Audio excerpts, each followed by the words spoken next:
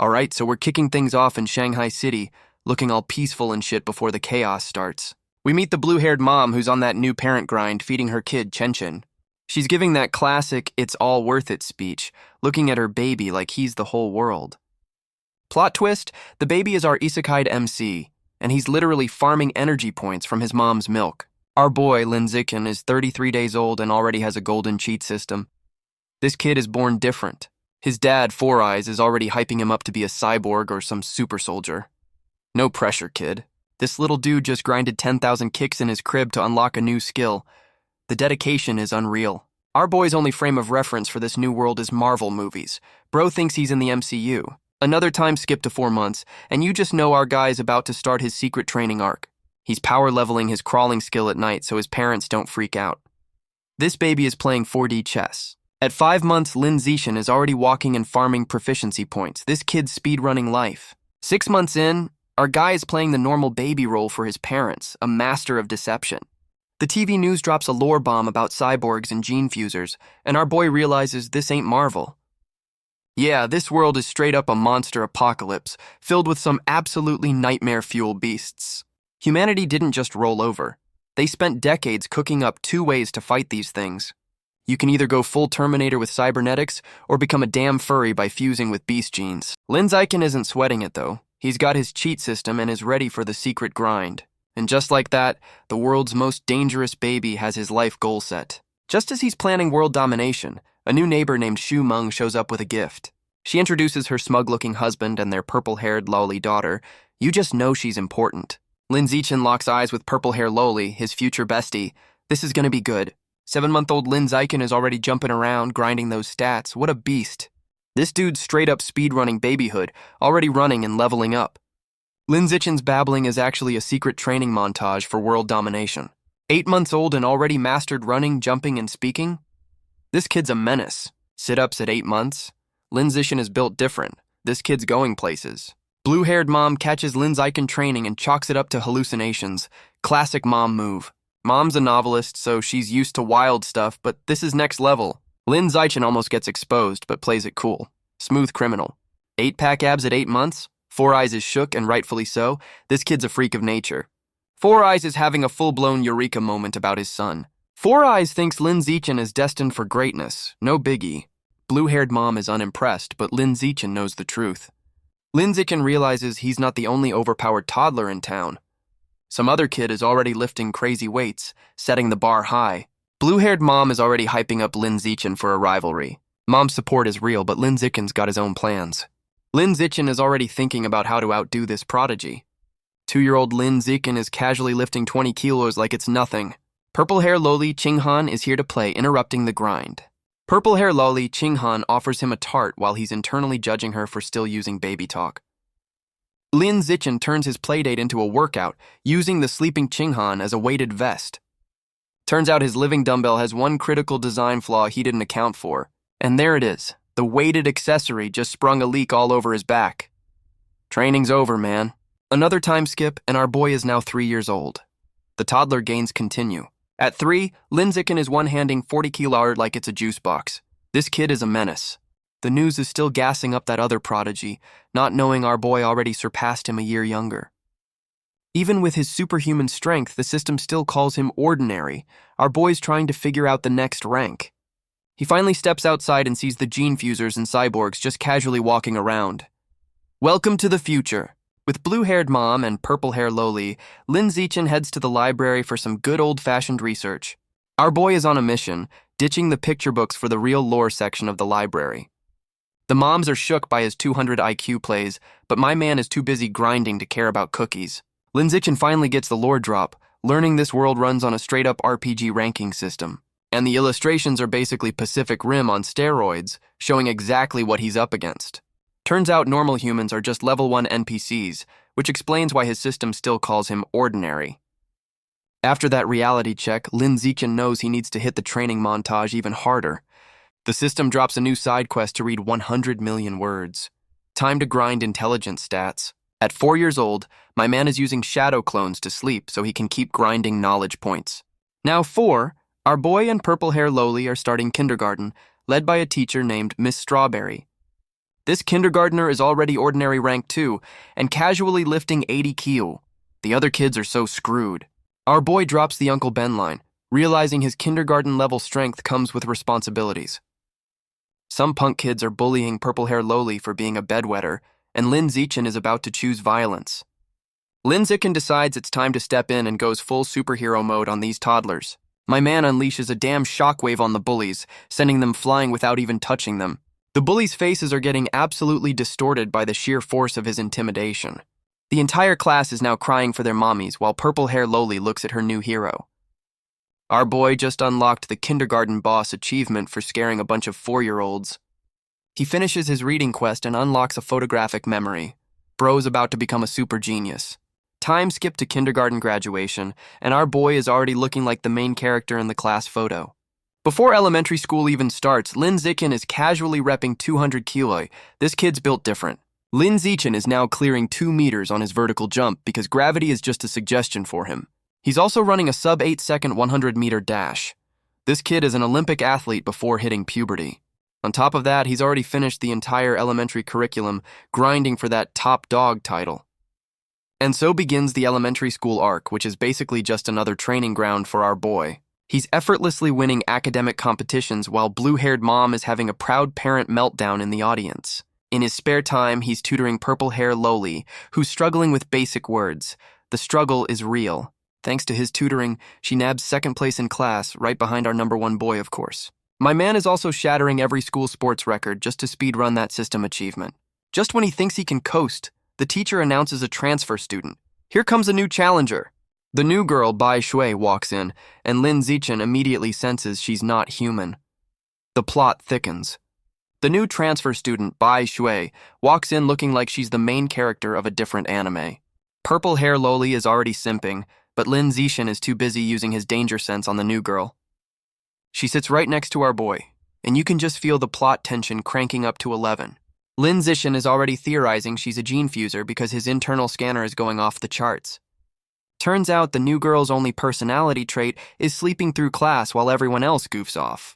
The class eventually gets bored of the mysterious new girl and just leaves her to her nap schedule. She just keeps sleeping, becoming the class's resident narcoleptic background character for a whole month. And just when you think she's irrelevant, the narrator hits us with the everything changed line.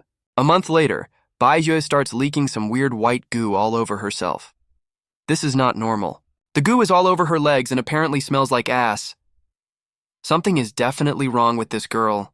The whole class is gagging, and this new bully, Guan Chun, is already talking mad shit to Bai Xue. This absolute trash bag, Guan Chun, decides to pour water all over her, just to be a dick. Bai Xue is trying to hold it together, but you can tell she's about to break down completely. And there it is, the waterworks start as she's just sitting in a puddle of goo and shame. While the bullies are cackling, purple-hair Loli is trying to get Lin Zichen to play hero. Lin Zichen decides she's not a threat for now and goes full big brother mode to handle this. Our boy grabs Guan Chun by the collar, and the bully's face is pure, unadulterated shock.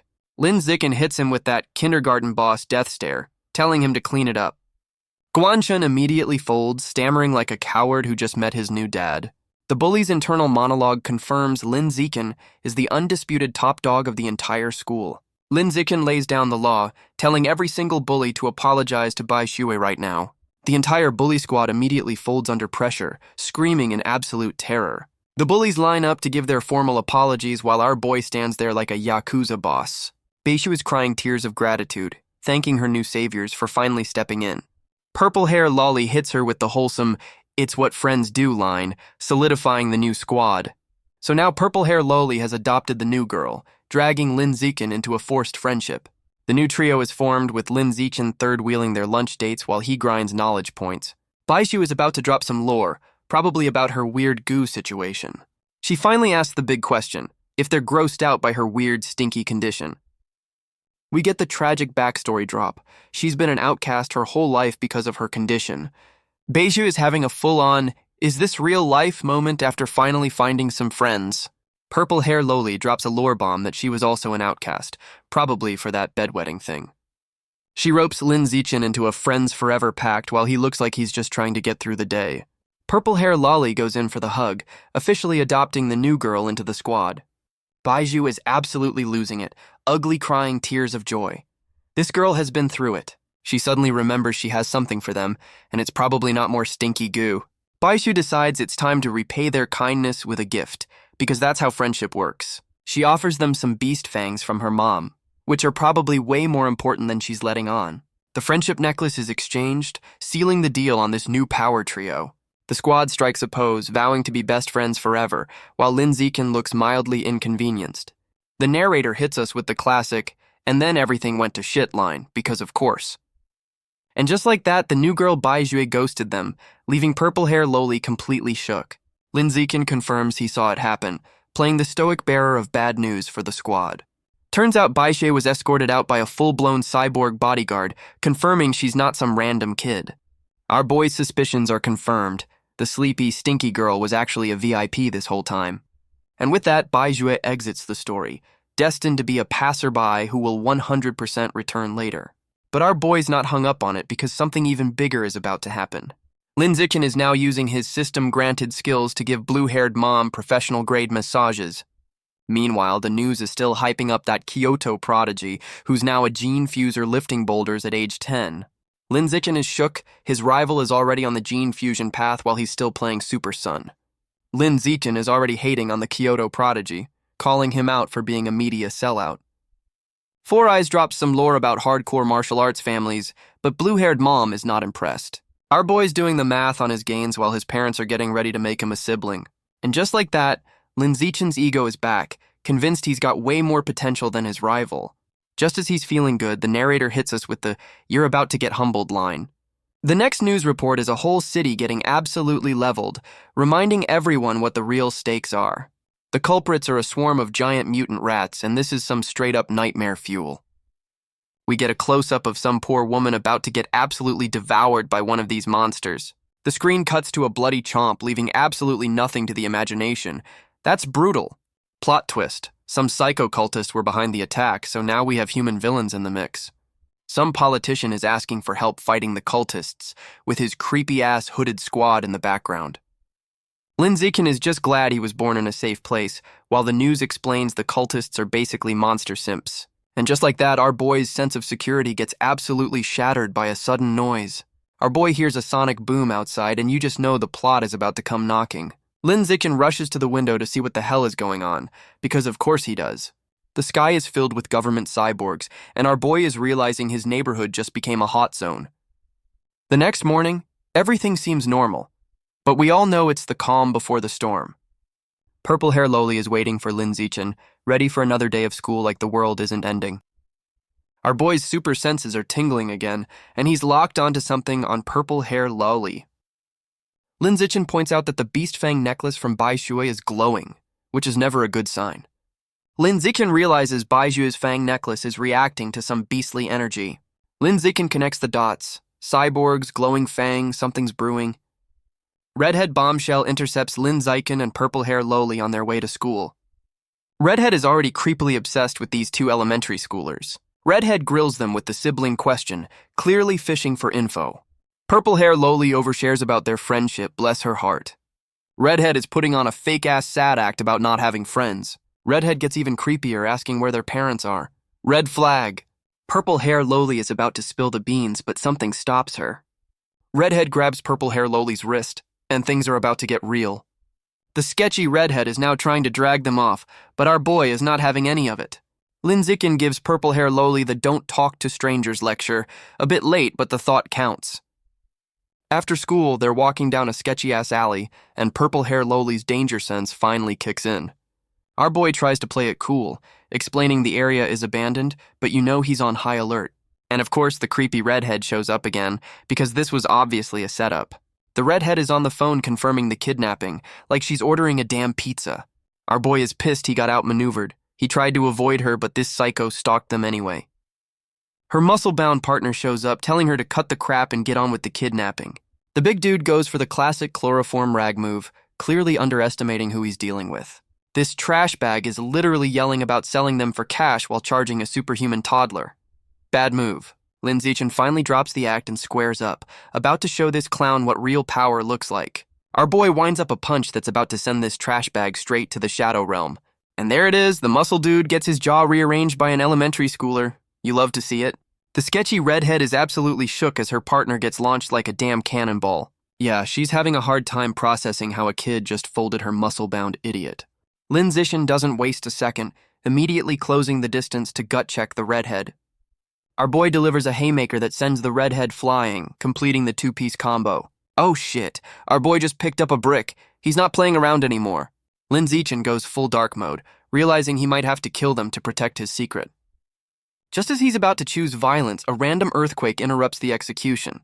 Talk about plot armor. A giant-ass claw rips through the wall, and suddenly the earthquake makes a whole lot more sense. It's one of those giant mutant rats from the news, and it just crashed the kidnapping party. The sketchy redhead is about to become rat food, which is one way to solve the witness problem. This multi-eyed freak misses the redhead and just smashes the ground instead. Not her lucky day. The rat snags the muscle dude instead, and our boy is already charging in while Purple Hair Loli panics. Lin Zixin switches gears, scoops up Purple Hair Loli, and decides saving his friend is the priority. Our boy is booking it out of there, finally acting like a kid who should be running from a monster. Just when you think they're screwed, a blonde cyborg in red armor drops in like a damn superhero. The new red cyborg lands, and the shockwave alone shows she's on a whole different level. She's already behind the rat before it can even blink, proving the pros have finally shown up. The red cyborg is charging up her arm cannon, about to give this rat a taste of future tech. She unleashes a volley of anesthetic smoke bombs, which sounds way less cool than a laser beam. The bombs lock onto the rat like a damn missile barrage, lighting up the whole alley. A huge explosion rocks the street while our boy shields Purple Hair Loli like a true main character. The rat just roars through the explosion, looking more pissed off than knocked out. So much for the smoke. Yeah, that thing is completely unfazed, just drooling and ready for round 2. That plan was ass. Red Cyborg switches to close combat, hitting the rat with some kind of electric whip finisher. Cut to Lin Zixin watching the fight on the news, already judging her performance like a damn sports analyst. Our boy's already breaking down the monster's stats, realizing it's a common rank 5 beast. Lin Zixin is just glad he dipped out of that mess yesterday, narrowly avoiding a whole lot of trouble. After seeing a real fight, Lin Zixin is back to grinding stats, realizing his current level is still trash. The narrator hits us with the giant rats are the new normal line because this world is just built different. Time skip to their 9th birthday and our boy is making a wish with Purple Hair Loli. Lin Zixin gives Purple Hair Loli a gift, hitting her with the classic main character head pat. Turns out our boy is a master craftsman now, carving her a hairpin that she's absolutely simping over. They graduate elementary school, and the system dangles the junior high tyrant title in front of him. His summer vacation training involves doing push-ups with a literal fucking boulder on his back. The grind pays off, and he hits common rank 3 with stats that would make an Olympian cry. Even after all that, our boy is still obsessing over how strong that Kyoto prodigy is. And what a coincidence, the news is about to give him an update on his rival right before school starts. The Kyoto prodigy is one-handing 2,000 kilo, but our boy's already doing the math and knows he's still stronger. Lin Zixin is already daydreaming about his own gene fusion, looking forward to the inevitable power-up. And just like that, the middle school training arc has officially begun. Our boy used his academic clout to get Purple Hair Loli into the same school and class. What a bro. The principal and teachers are already simping for him, but my man is too cool to care. He ditches the welcome party to play badminton, because the grind never stops, not even for admin. Purple Hair Loli is all fired up, ready to get her ass handed to her in badminton. She unleashes her fairy curve shot, which is the most anime name for a badminton serve ever. Lin Zixin just casually catches her super move with his bare hand, no big deal. Of course, some upperclassman punk shows up to try and bully them off the court. The upperclassmen clowns try to sweet-talk Purple Hair Loli, but she's not having any of their creepy bullshit. Our boy goes full protective mode, telling these clowns to back the hell off his friend. The head bully shows up, acting like he owns the place and saying rules don't apply to him. Lin Zixin picks up the shuttlecock, ready to teach this clown a lesson in physics. He tosses it up, and you just know this isn't going to be a regular serve. Our boy goes full anime protagonist, declaring that his rules are the only ones that matter now. He smashes the shuttlecock with enough force to break the sound barrier. This is not badminton anymore. That shuttlecock is now a goddamn bullet, heading straight for the bully's face. The smug bastard's racket gets absolutely vaporized trying to block the damn thing. His lackeys are having a collective meltdown, realizing our boy almost took their boss's head clean off. The bullies immediately fold, bowing and apologizing before getting the hell out of there. After that, nobody messed with them again, and middle school became just another easy mode grind. Our boy is already done with the curriculum, so he's just reading up on advanced fusion science in class. At night, he's grinding every skill imaginable online, from quantum physics to cooking. My man is collecting trophies like they're goddamn infinity stones, all for that junior high tyrant title. All that winning just got him a mountain of love letters and a fan club he wants no part of. He ignores his new harem to focus on tutoring purple hair Loli because that's what a real one does. His new plan is simple. If academics didn't work, he'll just have to dominate the sports meet. He starts with the shot put, launching the damn thing over 20 meters like it's a pebble. Next up is the high jump, where he's just casually defying gravity to flex on these normal-ass kids. Our boy is now dominating the track and field events, because why be good at one thing when you can be good at everything? He's flexing his gold medal with purple hair Loli, acting like it was a challenge when we know he was sandbagging hard. Just as he's chilling, our boy feels a sudden power-up coming on. It's achievement time, baby. The system finally drops the junior high tyrant title, unlocking a new skill called Law of the Jungle. This new skill lets him literally eat other beings' life force to evolve. Our boy is about to become a damn monster. Lin Zichen has a sudden galaxy brain moment, probably connecting his new power to something important. He asks purple hair Loli for that beast fang necklace from Bai Xue. You know exactly where this is going. She hands it over, completely oblivious that he's about to use it for a quick power-up. Our boy is about to test his new devour skill on this mysterious artifact, because why not? The fang is actually a tooth from a goddamn abyssal butterfly, and he just absorbed part of its power. Our boy hits the web to research his new power-up, because Google knows everything, right? And of course, the internet has zero clue what he's talking about. This beast is completely off the grid. Lin Zichen realizes he's going to have to do his own research, the old-fashioned way. Luckily, the sleepy girl Bai Xue gave him a spare fang because one power-up is never enough. He goes for round 2, absorbing the second fang to see how far he can push this new skill. And all that for a measly 2%? My man's gonna need a whole damn butterfly to max this thing out. So now his training is just biking purple hair Loli to school, using her as an excuse to grind cardio. Just as he's in the zone, some rando interrupts his morning commute. Turns out it's the martial arts teacher, and he's been scouting our boy since the sports meet. And there it is, the official invite to the martial arts team.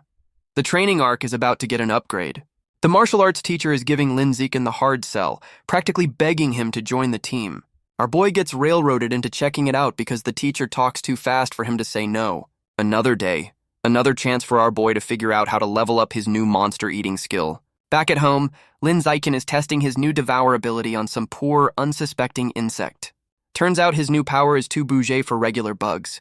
He needs to find some real monsters to snack on. So, our boy decides it's time for a field trip to find some premium-grade beast essence. His master plan is to hit up the local supermarket's monster meat aisle, dragging purple hair Loli along. They arrive at the downtown market, which looks way too fancy for a place that sells monster parts. The plan hits a wall because all the beast meat is shrink-wrapped, and he can't just go around touching everything. Just as he's about to bail, a butcher's call for fresh meat gives him the perfect opening. Lin Zichen spots the fresh beast meat jackpot. Time for a power-up. Lin Zichen tells purple hair Loli to hold his juice box while he gets his grind on. This dude is speedrunning to the meat counter, gotta go fast. Lin Zichen touches the beast meat and unlocks the secrets of the universe. He's absorbing that sweet, sweet beast essence. This is his ASMR. Purple hair Loli is confused, but Lin Zichen's living his best life. She's asking the important questions, but he's too busy leveling up. Lin Zichen plays it cool, offering her a taste of power. He suggests they buy some to cook because why not?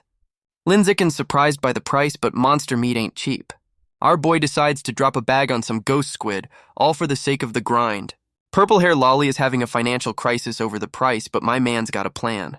Lin Zichen hits her with the reassuring head pat, the universal sign for, I got this. He pulls the my mom said so card, the oldest trick in the book for getting what you want. Turns out blue-haired mom actually did give him the green light, making his lie a convenient truth. Lin Zichen explains the cover story, a big family feast, the perfect excuse for his secret power-up shopping. His internal monologue reveals he's also worried about spoiling the meat by just absorbing it raw. My man pays for the ridiculously expensive squid like it's pocket change. The grind is priceless. Purple hair Loli is still reeling from the price tag while Lin Zichen looks like he just won the lottery. They're biking home late at night through an empty city, which is definitely not foreshadowing anything bad at all. Back in his room, Our boy is about to conduct some highly unethical experiments on his groceries. He lays one finger on the squid, and you can just feel the forbidden knowledge flowing into him. The system confirms he's snacking on life essence, and my man is having a full-on power trip.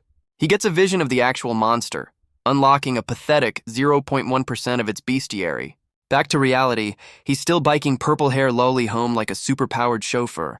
Our boy's already doing the math and realizes this new power-up is going to be expensive as hell. He's trying to justify the price tag because gaining the power to turn into water is apparently worth it. Now he's got to figure out how to make a quick 100K without asking his parents for a loan. He suddenly remembers his side quest, checking if his power turns the expensive meat into rotten sludge. And the verdict is in, the squid is still fresh, meaning he can absorb its power and eat it too.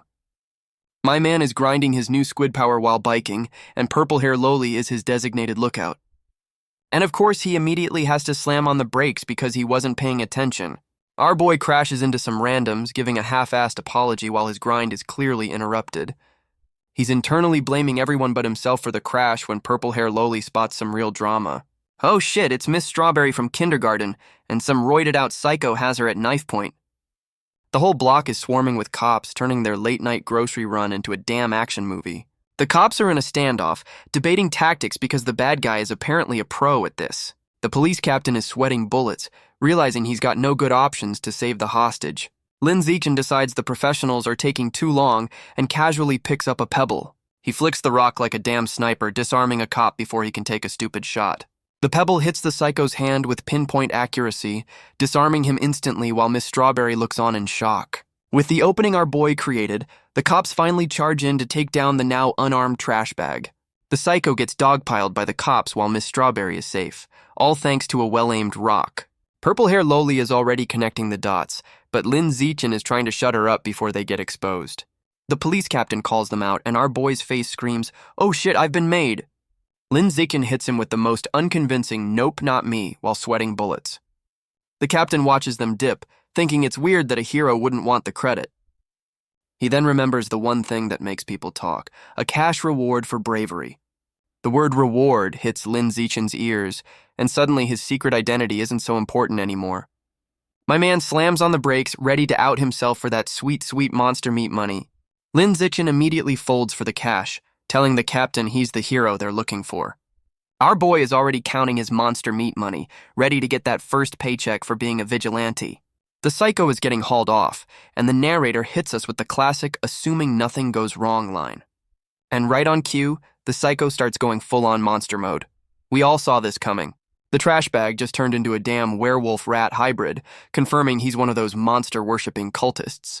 The new rat man immediately starts wrecking shop, taking out a cop like it's nothing. The police captain is calling for backup, while our boy realizes his payday just got a lot more complicated.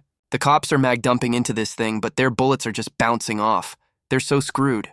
Miss Strawberry and purple-hair Loli are having a collective panic attack because of course they are. Lin Zichen grabs both of them and dips, realizing this is way above his current pay grade. Our boy is carrying two people like it's nothing, just glad the monster's not on his ass. Just when they're about to dip, a new purple-haired cyborg drops in from the sky to handle business. And she's not here to talk, immediately delivering a flying kick straight to the rat man's ugly face. The rat man gets absolutely launched down the street, leaving a damn trench in the pavement. Purple Cyborg isn't done yet, charging up a damn laser cannon like she's Iron Man. She unleashes a full-on Kamehameha that just vaporizes the entire street.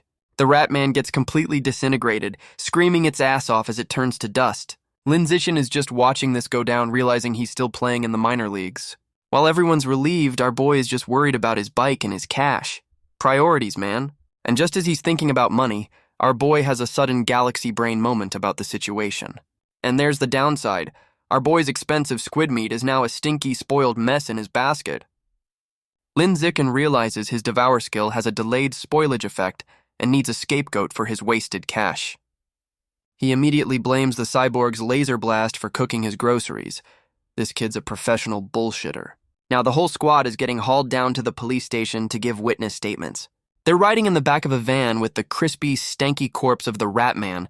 Talk about an awkward carpool. Lin Zichen has a galaxy brain moment, realizing there might be some leftover juice in that charred corpse. Our boy decides it's time for a little science experiment on the freshly killed cultist. For research, of course. He subtly reaches out to touch the corpse, about to absorb some forbidden knowledge on the down low. Lin Zicken is locked in, trying not to make it obvious he's snacking on a dead guy's life force. And boom, he unlocks 5% of the mutant rat's power, realizing fresher kills give bigger gains. Our boy plays it cool after snacking on the corpse, telling the cop he was just stretching. The narrator confirms the police captain isn't buying his bullshit for a single second. The captain calls him out on his impossible rock throw, and our boy gives the lamest excuse ever. They have a silent stare down, and you can just feel the "I know you're lying" energy in the room.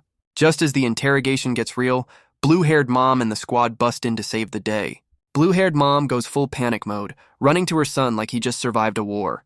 He tries to calm her down by flexing his bravery reward, because money solves everything. Blue-haired mom hits him with the serious, "promise me you'll be safe" talk, and it's actually wholesome. Our boy is actually shook by his mom's concern, realizing people actually care about his safety. He makes the promise, but the police captain is still watching, clearly not letting this go. The cops are dropping lore about the rat god cult preying on college kids who can't get gene fusions. They confirm the psycho from before was a brainwashed student, and now they're on a mission to wipe them out. The cops mention a rat king, and our boy immediately realizes there's a final boss to this side quest. Back in the car, Lin Zicken is already doing his own intel gathering on the cult like a damn spy.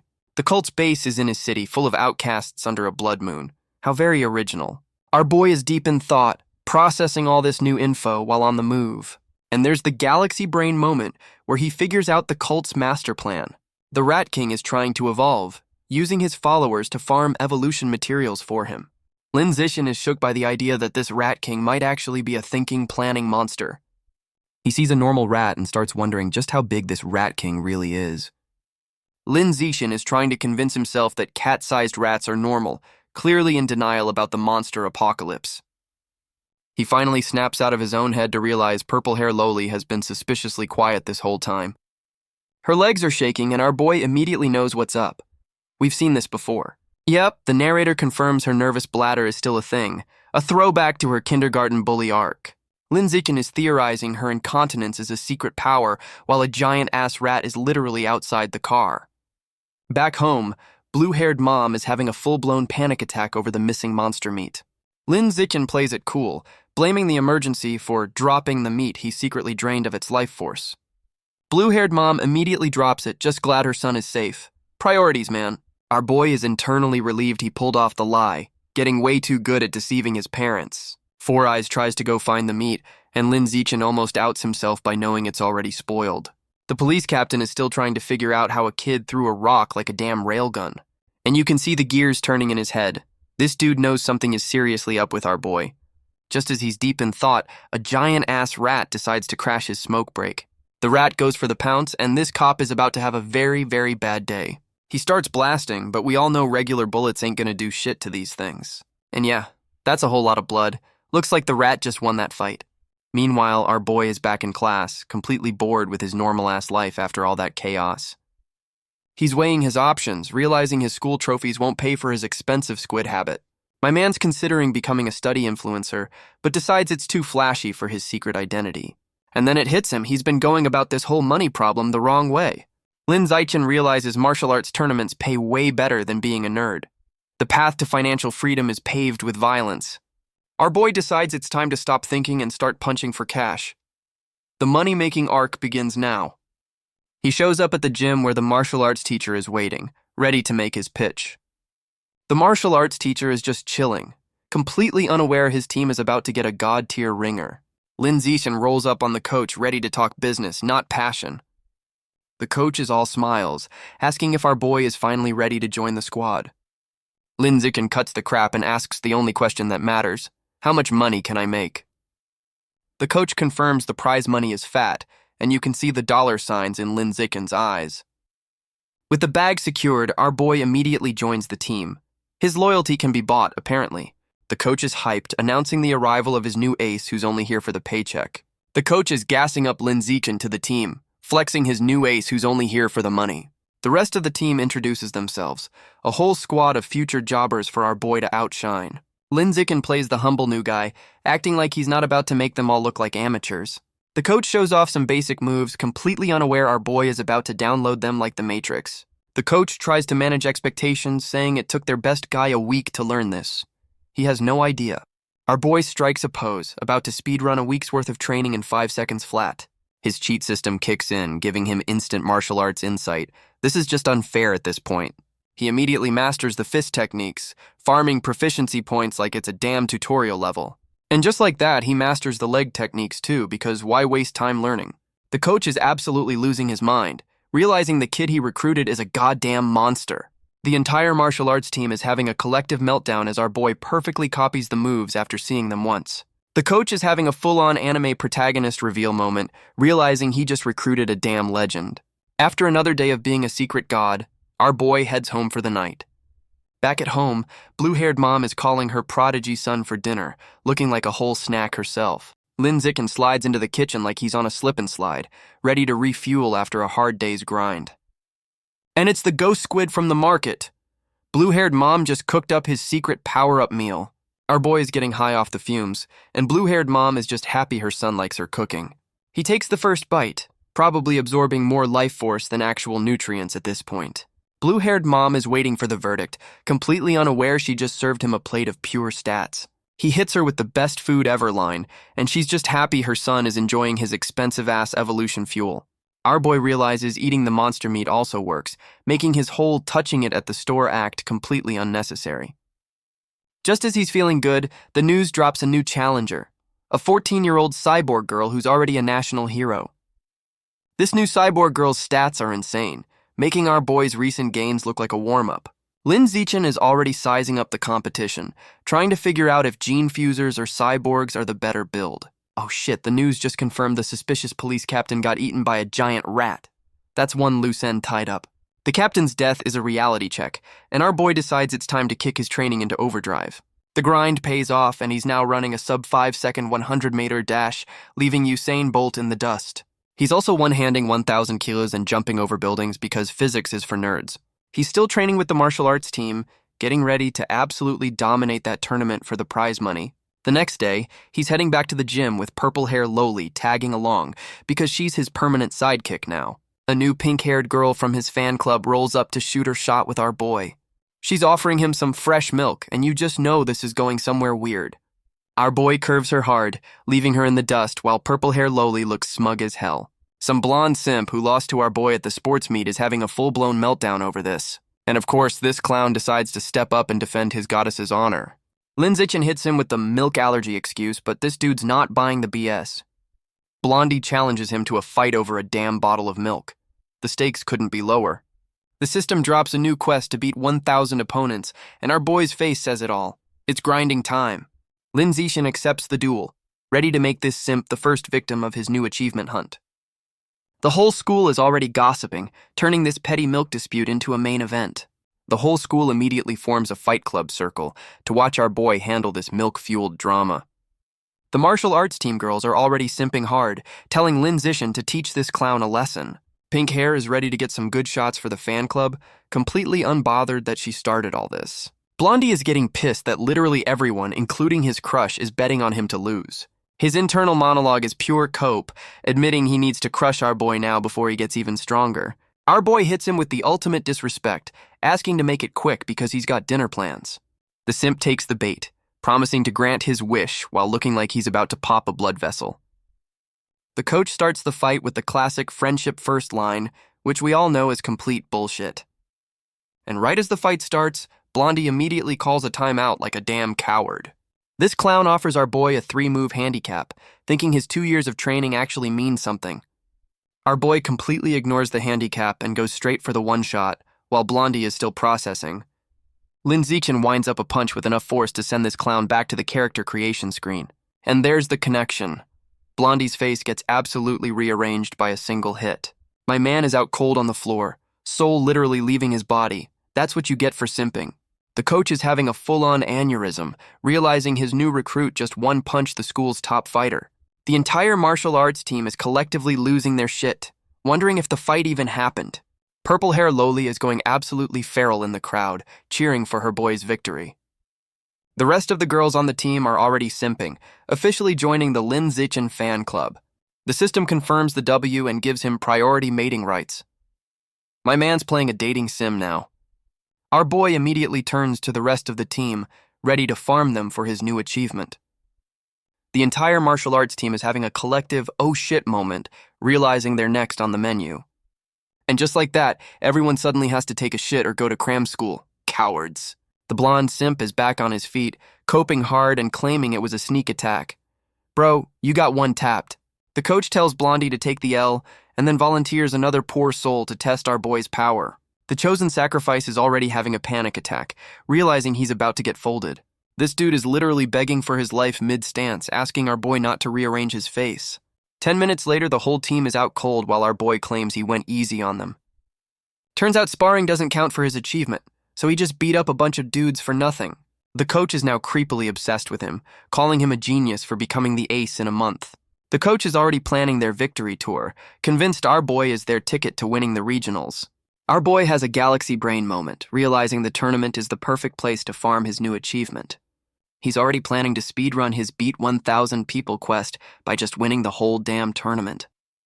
Just as he's plotting his achievement grind, the blonde simp he just folded interrupts his train of thought. The blonde simp is back, offering to let our boy literally shit on his head to prove he accepts the L. The entire gym is collectively grossed out by this dude's weird-ass surrender speech. The team immediately dips, leaving the simp to talk to himself because nobody wants to be part of that conversation. Time skip to high school prep, and purple-hair Loli is now grinding with our boy to get into the martial arts class. She's putting in the work, practicing her forms, while our boy is probably just mentally downloading the info. The training montage continues with sit-ups, and you can tell she's actually trying to keep up. And she finishes with push-ups, fully committed to this new training arc alongside our boy. Lin Zikin gives blue-haired mom a massage. This dude's got his priorities straight, gains and family time. Lin Zikin trains for the martial arts tournament. Gotta secure that bag for more monster meat. 1 month later. Time skip. Let's see what our boy's been cooking. Lin Zikin's ready for the tournament. It's about to go down. Show me the money.